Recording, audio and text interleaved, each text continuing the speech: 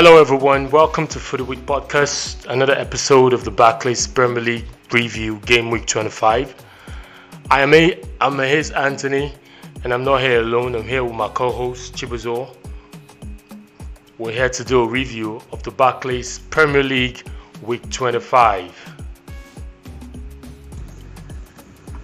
Hello people, we are here to do justice to this week. Surprising week. A bit of bad news heard over the week. The sporting world has been mourning a legend in the game of basketball. I know we're not talking basketball here, but he's a legend. He has touched everybody in that sport.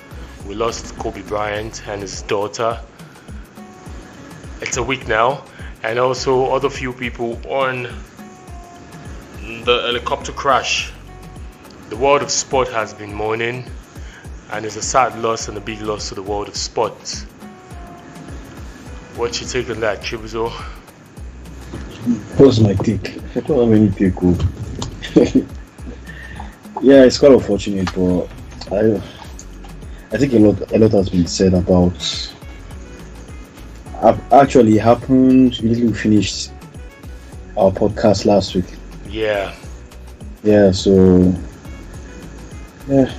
It's gone. So it's a sad one. It's really sad, but life goes on, and we just need to make each day count because we don't know when the lights will go off. So moving on into today's program on the podcast, the EPL Game Week Review 25. The game went down and Liverpool keeps getting closer and closer to become champions. They were 4-0 winners over Southampton at Anfield. Great performance by Liverpool. They scored 4-0, four goals, and without any goals scored from Southampton. It was great performance again by Liverpool. Mohamed Salah scoring 2 goals, and it gets interesting, and the unbeaten run rolls on. Liverpool seems too hard to get right now. They are just coasting away. Well, we might as well give them the title. So you agree now? Because Man City lost today, so no, I'm not saying that they have not won the title. That's not what I'm saying. What I'm saying is that you can't give them the title now until you get those 18 to 19 points. So that's my own take. It's not that it doesn't look like they can't win it. They look like they've won it, or they've won it, but they need to be mathematically safe. When you cross the hurdle, and you have no choice to give the title. So when they play against Man City, if they win all the matches in the lead up to that match, they will now become officially and legally the champions. But for now, yes, they're leaving the table. That's just what it is. After 30 years of waiting, it's incredible if they go the entire season unbeaten and also match up with the Arsenal record. And judging Jurgen Klopp will, like you mentioned last week, his name will be etched on the walls of Liverpool as being the only coach to have come close, not just coming close, but also doing it emphatically, taking them over the entire season, beating everybody hands down except that match they drew against Manchester United at Old Trafford. So Liverpool march on. Now it's 19 points difference from the second position. That's Manchester City, because they lost. They played the game in hand and Manchester City lost, so it's 19 points. We'll move on to the other games. Leicester City, Chelsea. They are both scared of top 4. Why did you say so? Chelsea is scared of top 4. I don't understand. Why didn't they win that match now? What was that? And both teams, I don't know. Well, Tottenham now has gone up. So, Was it Chelsea's game to win, or it was Leicester City's game to win? It was well. It was Chelsea's game to win, to be both teams to win. You understand? Because Chelsea is not far from the guys below, just 3 points, 3.4 points. I think it's. You understand? No, it's a 5 points difference. No, it's 4 points now. They are 41 and Tottenham is 37. Nope, Sheffield. That's 4 points. Sheffield. Okay. Yeah, true. Tottenham won today now. True. Yeah. Tottenham won. Yeah. So, and then for Leicester City, probably to close the gap because now they now have 2 points. If they had won that match, probably will be on the same points with Man City. So it was for both of them to win. I think the game was like a seesaw. That's the word. You play, I play. Both of them created chances. They took the chances they had. That was why they took the chances. That was why they scored. And I think it was Leicester City's to win because they had chances. Vardy, yes, not scoring the way he started scoring at the beginning of the season, and also Maddison, Telemans, they are not stepping up like the way they started, and they blew everybody while the season began. It was fair to say that Chelsea stood up. Chelsea didn't let their head down, because if it were Chelsea that played in their previous games, they would have lost that game, but they stood up because they know right now the fourth position is a stake. The fourth position will be a difficult one to get, and every game matters. And that saw them sharing the spoils, 2-2, taking 1 point. But I still see Chelsea nicking that top 4. I see them making that top 4. They are losing steam. Yeah, they might be losing steam, but what about other teams? They're losing steam. Tottenham is coming up now. Well, we're going to get to that match because Tottenham is coming up because, yeah, we know Manchester United is. I don't know what's wrong with them. So those ones, we can't count on them to even try to get that 5th position. They are not serious. I don't know. Yeah, like you said, we'll talk about it later. Yeah, well, let's just jump straight into Tottenham versus Manchester City. Yeah, I think Sterling should have gotten a red card, a second yellow. Yeah. For simulation. But did you see that as being a simulation? Because simulation. There was contact. There was a contact. Hugo Lloris. Yes, though Raheem Sterling. How much of a contact? Raheem Sterling could have made a meal out of it, but he made a meal out of it. But there was a contact, and that is the rule. In the penalty box, his leg got to the ball, and there was contact from Hugo Lloris. Maybe. So why was the penalty not given? Yeah, maybe he didn't want to award or give Manchester City penalty, 2 straight penalties within a minute. That was from the VAR. That was VAR. That wasn't even the referee's decision. It was from VAR.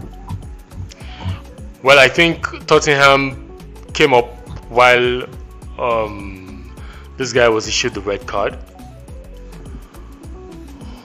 This guy who was red carded Zinchenko. Yeah, Zinchenko. After that red card, that was when Tottenham stood up. Had it been, it was 11-11. That match would have ended in a draw, or Man City would have nicked the win at the end. But that going to Man, it's how many shots on goal? 100 shots. Yeah, well, we saw Man City being the brightest, or being the brighter of the two teams in terms of chances, in terms of brightness, in terms of chances that were created, in terms of the game of play, in terms of how they attacked and the attacking third. We didn't see anything from Tottenham. It was after that red card incident that Tottenham just stepped up, they turned on the steam, and that was it. Well, a good one for Steven Berg. Please, can you help me with that name?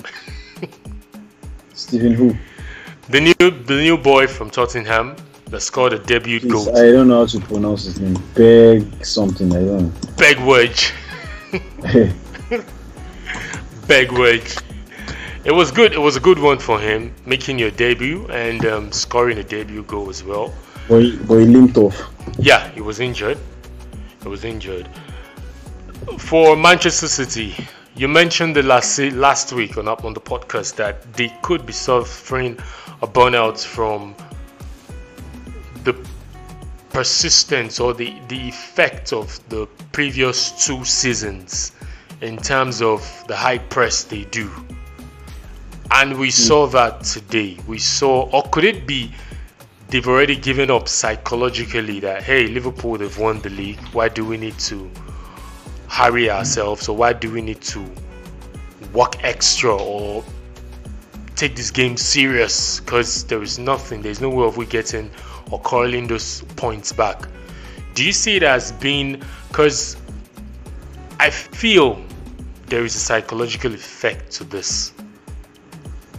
It might not just be based on the physical burnout or the physical ability, based on 2 seasons ago, based on the type of style they play, the high press, that has effectively or that has affected them in terms of their physical condition. They are not being able to be or play at that pace or at that level they were playing in 2 seasons. I think it's more of a psychological defeat. Or what's your take? Yeah, do you agree with me? It's all part of it. If it was like a 1 point difference or 3 point difference, I think they've given up. I think Man City has given up, and it's affecting them. And I don't know, probably they might even lose that second position because it's too close to Leicester City. It's just that Leicester City are not upping it from their own ends. Just some hits from Leicester City and they would. Because Man City now, even their FA Cup match against Manchester United was drab. There was no bite in it. There was no. Yeah, wasn't sharp. The AFL Cup second round. So EFL Cup, yeah, EFL Cup rather. They lost because it's going to be. Do you see Guardiola stepping down at the end of the season? I don't know. That man is a bag of surprises. So anything can happen. Because he might want to say, "Oh, I need a break. I just need a break because I can't take it anymore." And let's just give it to Guardiola. He has tried, though some still criticized him based on the money he has spent. The Champions League still seems to be the cup that is evading him right now in Manchester City because he has won every cup that needs to be won in Manchester City. The AFL Cup, the Premier League, the FA Cup, the one they play in the beginning of the season, the Cotton Razor. He has won all. So I think the only trophy that is eluding him in Manchester City is the Champions League. And I feel he might just want to take a sabbatical and say, hey, I'm done. I can't do this anymore. So moving on to the other games. Manchester United, Wolverhampton Wanderers. Bruno Fernandes, the new signing. Were you expecting more from him, or was that? I think he had a good game. I could see those forward passes. I could see those adventurous passes. Those let's move this game to the post. Compared to when you have a Fred or a Matic, passing sideways all the time. Yeah, so I get the idea. He's the kind of person that Manchester United needs. Probably they've gone through their stats and they've seen a horrendous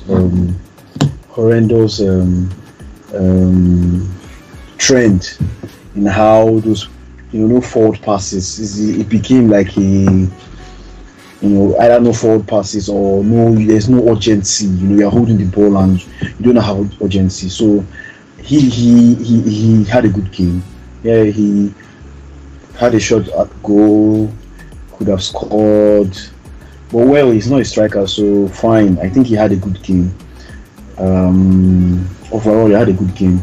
I really don't know what Ole was trying to explain by saying that he played in a deep position. Yes, even if he played in a deep position and he had that type of game, then you can imagine what would happen if he played, in a between double pivots in the middle and the attackers. That would be more impact on the game. You understand? Yep. But then he was now saying stuff like the attackers were not moving the way they should and all that. Well, I'll link this up to another Manchester United topic as we proceed, because I don't know what Ole is talking about. So, in terms of tactical news, in terms of tacticality and technicality on the pitch from the end of the coaching staff, how do you see Bruno Fernandes and the combination of Bruno Fernandes and Paul Pogba? I don't think they can play in the same game. You think so? I don't think they can play in the same game because Murray cannot even. Who is going to play behind both of them? Because we are saying that playing Bruno Fernandes in double pivot is limiting his potentials, and then also if a Pogba is in the team, he will most likely play ahead of the double pivot. So I don't know how it's gonna be, except probably Pogba can play deep and launch his long balls. Yeah, because there's still a Nick McTominay there. But then do you think Pogba is ever going to play for Man U again? But I think he's going to play. Going to play. He will play. I'm not looking forward. I'm not expect if he plays fine. If he doesn't play, fine. He will play. Now imagine if Anigalo was in that match yesterday. No, I said I'll still link it up now. Don't worry. Calm down. Or should I say it now? Because we're talking about Manchester United, so you can just. Igalo, yes. So you are saying that you have a Bruno Fernandes and your strikers are not making movement. Is it Igalo that can make movements? Igalo is not a movement person now.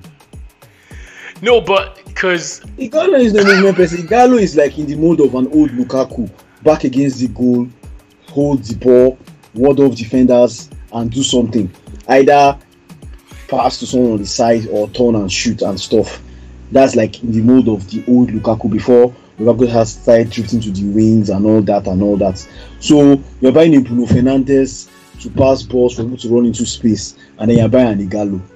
I don't understand.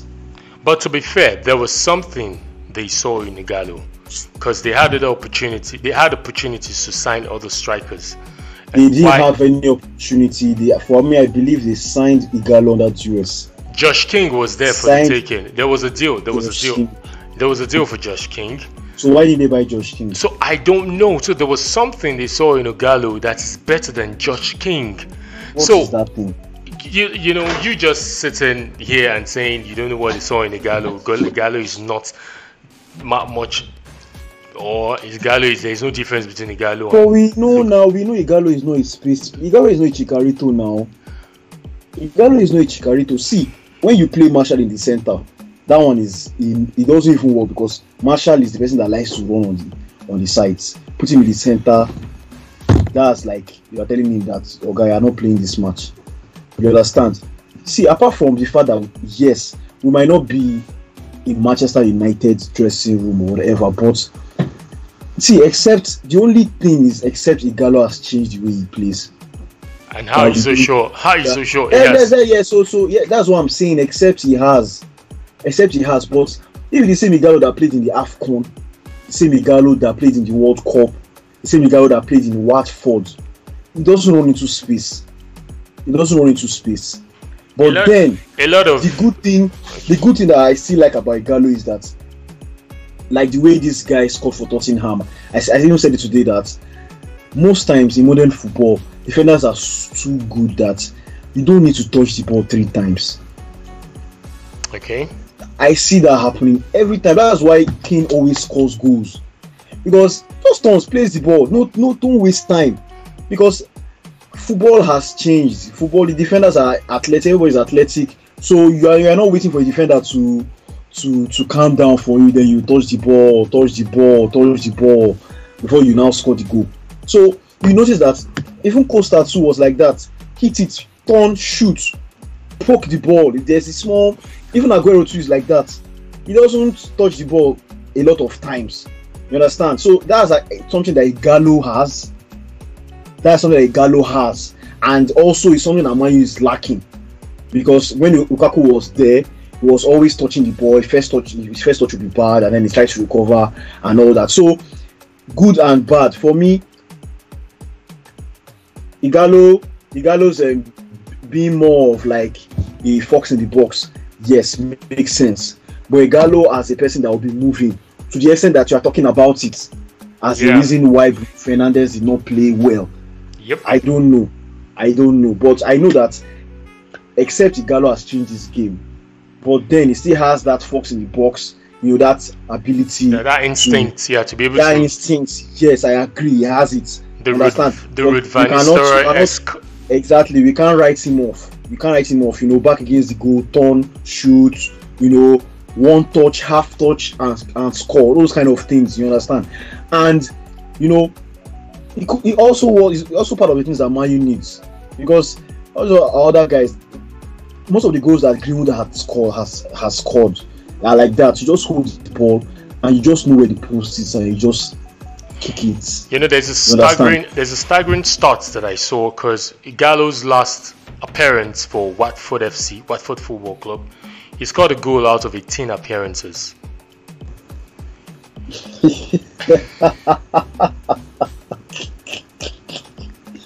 Just one goal. Yeah, he just scored a goal in his last 18 appearances for Watford. Because the signing, caught a bit of mixed feelings in the Manchester United fan base. Some liked it, some didn't really dig it. But but most Nigerian fans, come on, making history.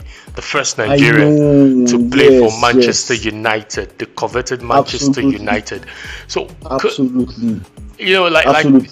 Like from Ajegunle to the world. From Ajegunle to the world. Come on, So it's a narrative. It's something you can paint. It's something you can.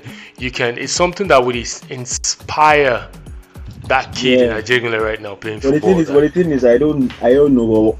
The onus lies on Igalo to perform, because it's going to be a big shame if the naysayers have the day. So quick one, do you see him performing? I don't. Anytime a player comes to Premiership from outside the Premiership, I don't place bets, because Premiership has a way to mess you up. We have stories of people like Robinho, people like Falcao. But granted, he has been in the Premiership before. Oh, that's true, but well, I don't know. I'm just. I don't want to place bets, because I've already lost hope in the fortunes of the team this season as to going to Champions League next year. Understand? So I think I'm just very, very disappointed. I'm very, very. It will take a lot for me to watch a Manchester United match with expectations. So with that state of mind, I don't really have anything to say. Wow. So moving on to the other match, Arsenal versus Burnley at the Turf Moor. So Ateta said that the pitch was not watered. Is that an excuse? But that's the excuse he gave now. Because Arsenal is beginning to become the draw specialist in the EPL now. I hear they won only 6 matches. They've only won only 6 matches this season. They're on 31 points. Let me check the full table. Arsenal. It's a very poor record. We've won only 6 matches, drawn 13 and lost 6. So out of 25, that's bad. That's very, very bad. It's a poor run. And beginning of the season really mattered. Unai Emery, the team, the whole issue they had in the team, the negativity, the issues in and out of the field, and Arteta coming in, trying to steady the ship.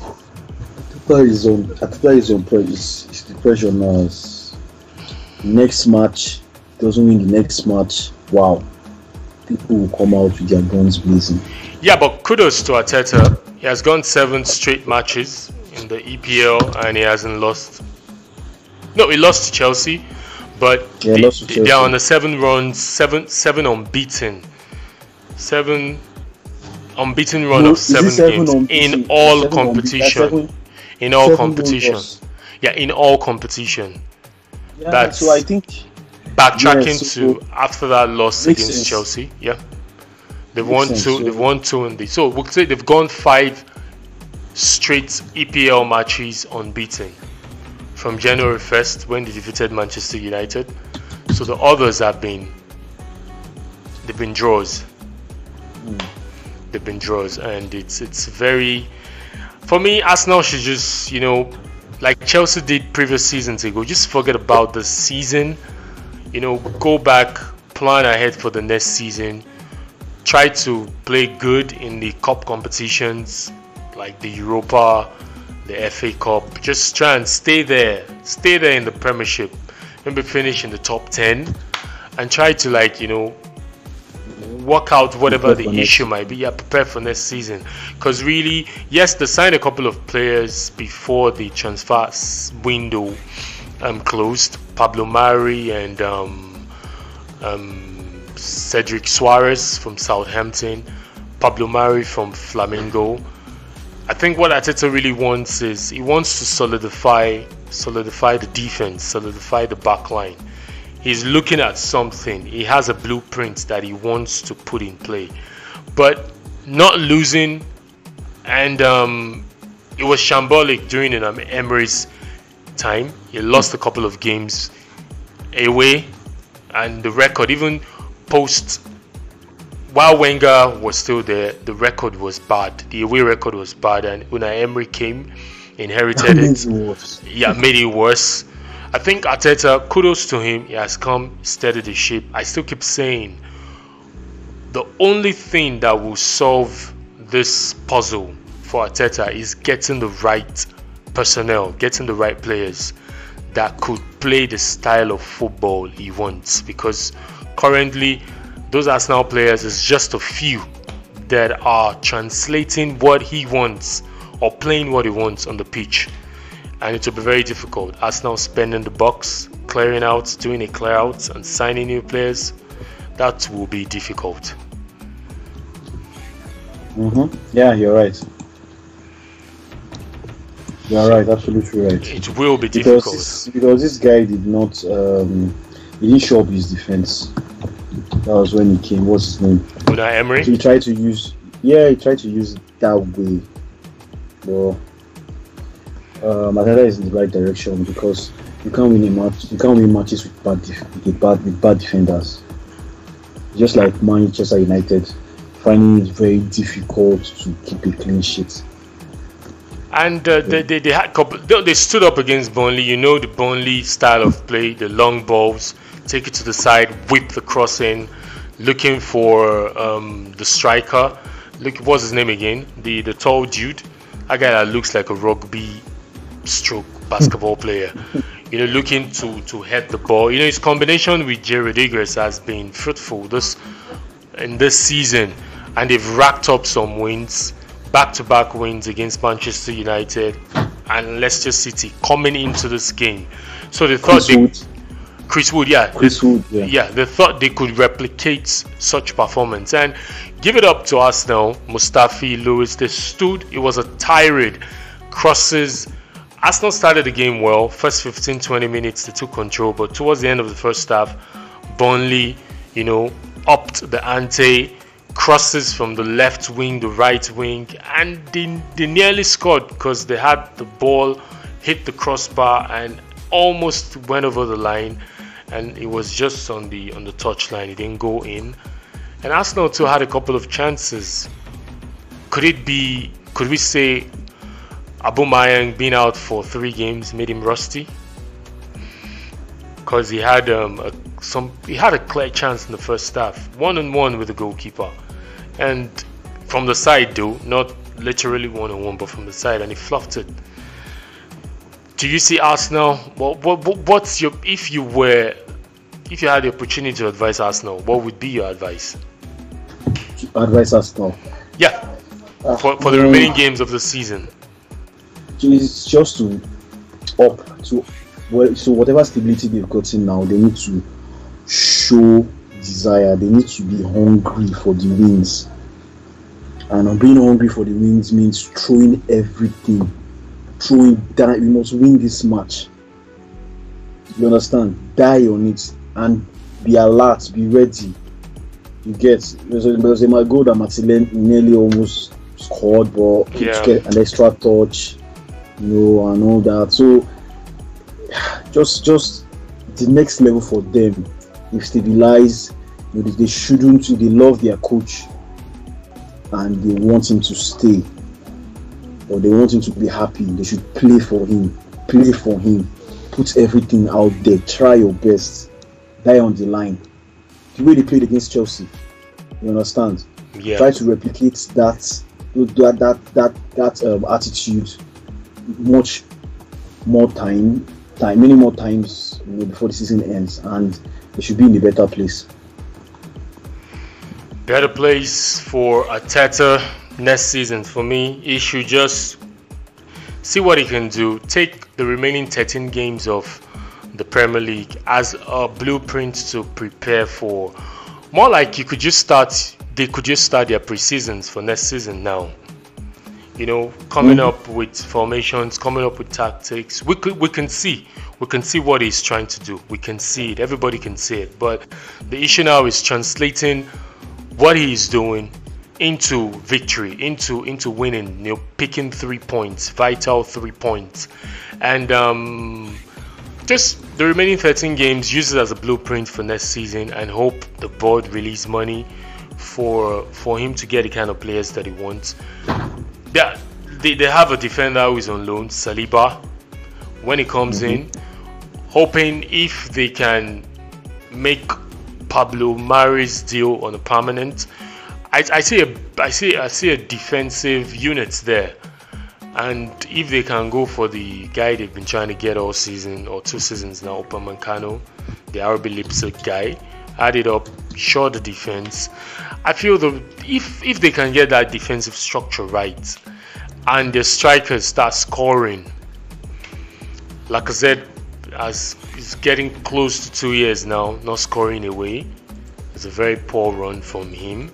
And also, the midfielders too, they've stopped scoring. I think the reason they are having issues scoring goals now is just it has been Aubameyang scoring all the goals, the front line guy scoring all the goals all this while, and now that he has stopped scoring, it's an issue. The midfielders too are not adding up. The central midfielders are not scoring. The defenders, maybe a little here and there, score 1 or 2. It's a whole lot of work. Arteta has his work cut out. My simple advice, just take the remaining 13 games as a precursor for the next season, pre-season, like I would say. Focus more on the cup games, the FA Cup, the Europa League. You could win it, and that's an opportunity to make it into the Champions League, rebuild and restart again. That's just my 2 cents. Well, so moving on to other scores, AFC Bournemouth defeated Aston Villa 2-1. Crystal Palace lost to Sheffield United 1-0. Newcastle United, a barren game with Norwich City 0-0. And Watford lost to Everton at the Hornets 2-3. And West Ham United playing a thriller, 6-goal thriller against Brighton Hove and Albion 3-3 at home. West Ham were ahead 3-1 and they lost. They allowed Brighton and Hove Albion equalize. Same as Watford Everton. Watford were ahead and Everton came back to nick the win. So that's pretty much the games for game week 25. And we move ahead straight up to the next part of the podcast. The only teams out of the top 6 that signed players in this January window were Liverpool, Arsenal, Tottenham, and Manchester United. Manchester City didn't sign, Leicester City didn't sign, right? And looking at the caliber of players that were signed, they are not the known names. where do you see the I feel the high level of players are beginning to drop in terms of transfer market, because January transfer window has brought in a couple of notable names into the Premier League. Pierre-Emerick Aubameyang for one. I feel this January transfer window was just too dry. It was dry. Yeah. It was too dry. Nothing, and Liverpool, even the guy they signed, they've only used him once in the Premier League. It was too dry. So we'll move on straight to our predictions, Footweek predictions. We predicted games for game week 25 that we just reviewed, and just myself and Chibuzo, and I think we know the winner. Who's the winner? You won. Hey, are you sure? Yes, you did, because 2 straight weeks now you're winning. Wow, that's amazing. Do I have a cup? Yeah, because there's no need to look at it. Well, we can run through it. Leicester City, Chelsea. I predicted the Leicester City win or a draw. I predicted Leicester City win or a draw. Liverpool, Southampton. I predicted the Southampton win. No, I predicted a Liverpool win because I knew Southampton wasn't going to win. And Manchester United, Wolverhampton Wanderers. I predicted a Wolverhampton Wanderers win. Yes, I predicted a Wolverhampton Wanderers win. And the last one, Burnley Arsenal. I predicted an Arsenal win. Tottenham Hotspur Manchester City. I predicted a Manchester City win. So that's 3-2. Okay. So for Chibuzo, you predicted what was your prediction? Leicester City, Chelsea? Because I know you didn't write it down this time around. You predicted a win for Leicester City or a draw. You said it was going to be Leicester City or it was going to end in a draw. Liverpool, Southampton, you predicted a Liverpool win. Manchester United, Wolverhampton Wanderers, you predicted a Manchester United win, or it was going to end in a draw. So you got that. Burnley and Arsenal, you predicted an Arsenal win, or it was going to end in a draw. Me, I predicted an Arsenal win, straight up. Tottenham Hotspur Manchester City, you predicted a Manchester City win. Oh, I predicted Manchester. Did I predict? No, sorry. You predicted a Tottenham win. Sorry. Tottenham win, yeah. Yeah, so that's 4-1. That was very, very, very, very, very lucky prediction because you didn't see that coming. I didn't see that coming. So there's it's a bit tricky for the next couple of games that will be coming up. Because on the 8th of February we would have 2 games, and also the 9th of February we'll have 2 games. So we'll just be having 4 games for the coming week. I think that's due to the winter break or the break they intend to have in the EPL. Am I correct?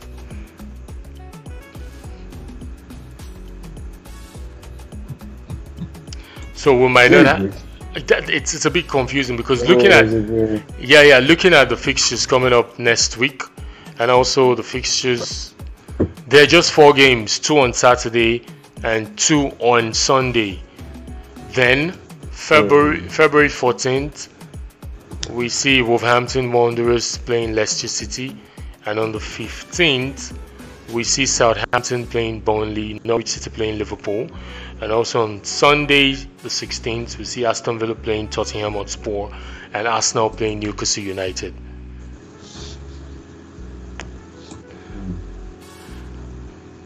So it looks tricky. Do you still want us to go ahead and do predictions? Yeah, let's go ahead. And on Monday, we see Chelsea playing Manchester United. So we might have to wait 2 weeks before we get our full predictions, the score for our predictions. Okay. So we'll move straight up. We'll look at the top six for last season, which we know. Manchester United, Manchester City, Liverpool, Manchester United, Chelsea, Tottenham and Arsenal. And also, let's include Leicester City. Yep. So moving on straight up, Manchester City versus West Ham United. Manchester City will win now. Yeah, I see Manchester City winning as well. So let's just do it simultaneously. Wolverhampton Wanderers, Leicester City. I predict Wolverhampton Wanderers win or a draw. I'm going with Wolves or draw. You're copying me. Norwich City, Liverpool. Give it to Liverpool. No. I give it to Liverpool, man. Aston Villa, Tottenham Hotspur. Tottenham. Okay, I'm giving it to Aston Villa, or it's going to end in a draw. Arsenal, Newcastle United. Arsenal to win now. I give Arsenal to win that as well. Chelsea, Manchester United at the Stamford Bridge. Chelsea to win or draw. Man U to win or draw. Man U, okay. For me, I predict a draw for both teams. Just straight out draw. I don't want any one of them to win. Just straight out draw for the both of them. Straight out draw. Yeah, so it's been fun doing this with Chibuzo. It's been fun doing this with you. And game week 25 review. We've come to the end of the podcast. And please, we are on social media. We are on Instagram, Twitter, and also YouTube, which we put up our podcast on. On Instagram, our handle is at FootyWit. On Twitter, our handle is at footy_wit. And also on YouTube, you can find us. It's FootyWit Analysis. Please follow us, like our post, and we will be glad to follow back. So, like you know the drill, it's about time for the end of the podcast. Yeah. You can follow me on social media, CHAIBIZI, everywhere. And also you can follow me on Twitter at HEYHWES. It's not that complicated. You took my words there, man. So peace out, football lovers. Have a nice week and have a lovely week ahead. Peace. Yeah, peace.